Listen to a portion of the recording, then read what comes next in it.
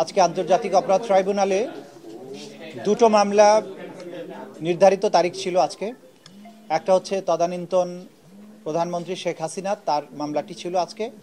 আরেকটি হচ্ছে ওবায়দুল কাদের সহ তদানীন্তন মন্ত্রিপরিষদের সদস্য এবং 14 দলের যারা নেতৃবৃন্দ তাদেরকে নিয়ে আরেকটি দ্বিতীয় মামলা যেটা ছিল, সেই মামলাটিরও নির্ধারিত তারিখ ছিল। আজকে আদালতে আমরা দুটো পিটিশন দিয়েছিলাম।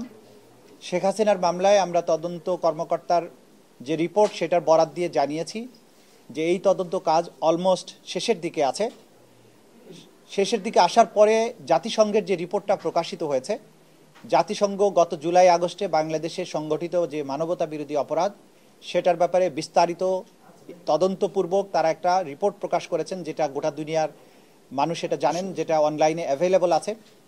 আমরা সেই রিপোর্টটার কপি পেয়েছি এবং সেই রিপোর্টে খুব সুস্পষ্টভাবে তারা বলেছেন যে বাংলাদেশে জুলাই আগস্টে যে আক্রমণটা হয়েছে, যে মানবতা বিরোধী অপরাধটা হয়েছে, সেটা ছিল ওয়াইড স্প্রেড এবং সিস্টেম্যাটিক।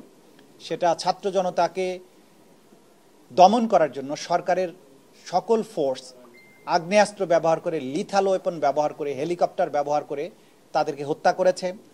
সেখানে জেন্ডার বেসড ভায়োলেশন হয়েছে, স্পেসিফিক্যালি শিশুদেরকে টার্গেট করে গুলি করে হত্যা করা হয়েছে, নারীদেরকে টার্গেট করা হয়েছে। এবং এই আন্দোলন দমনের সময়ে সরকারের যে নিষ্ঠুরতা ছিল সেটা ছিল পূর্ব পরিকল্পিত, সেটা ধাপে ধাপে বেড়েছে এবং সারা বাংলাদেশ জুড়ে একযোগে হয়েছে। এইটার প্রধান নির্দেশদাতা হিসাবে জাতিসংঘ শেখ হাসিনাকে চিহ্নিত করেছেন। তার সাথে তদানীন্তন স্বরাষ্ট্রমন্ত্রী আসাদুজ্জামান কামাল, আওয়ামী লীগের সাধারণ সম্পাদক, তাদের নির্দেশের কথা বলা হয়েছে, তাদের অর্ডারের কথা বলা হয়েছে। এবং ছাত্রলীগ, যুবলীগ, আওয়ামী লীগের বাকিরা পুলিশ এবং অন্যান্য বাহিনীর সাথে অক্সিলিয়ারি ফোর্স হিসাবে এই হত্যাকাণ্ড এবং মানবতা বিরোধী অপরাধ সংগঠন করেছে। এই এভিডেন্সটা আসার পরে ন্যাচারালি আমাদের তদন্ত রিপোর্টের মধ্যে সেটা অন্তর্ভুক্ত হবে বলে আমরা মনে করেছি এবং আমরা জাতিসংঘের কাছে চেয়েছি যে তারা যে সমস্ত ম্যাটেরিয়ালের উপর ভিত্তি করে এই প্রতিবেদন তৈরি করেছেন সেগুলো পাওয়ার ব্যাপারে আমরা তাদেরকে রিকোয়েস্ট জানিয়েছি। সেগুলো আমরা সংগ্রহের একটা প্রক্রিয়ার মধ্যে আছি। যতটুকু পাওয়া যাবে সেটাকে আমরা তদন্ত রিপোর্টের সাথে সংযুক্ত করব। যেহেতু জাতিসংঘের মতো একটা বিশ্বের সবচাইতে বড় আন্তর্জাতিক সংগঠন, যাদের বাংলাদেশের কারো পক্ষে কোনো পলিটিক্যাল বায়াসের কোনো কারণ নেই, তারা যেহেতু গণহত্যার ব্যাপারে সুস্পষ্ট একটা রিপোর্ট দিয়েছে, এইটা আমাদের মামলা প্রমাণের জন্য একটা বড় এভিডেন্স হিসেবে কাজ করবে। এই কারণে আমরা 2 মাসের সময় চেয়েছিলাম। আদালত আগামী 20 এপ্রিল এই পরবর্তী তারিখ নির্ধারণ করেছেন। এই সময়ের মধ্যে তদন্ত রিপোর্ট যাতে পাওয়া যায় সেটার ব্যাপারে বলেছেন। আমরা বলেছি যে আশা করছি আমরা এর আগেই তদন্ত রিপোর্ট দাখিল করতে পারবো।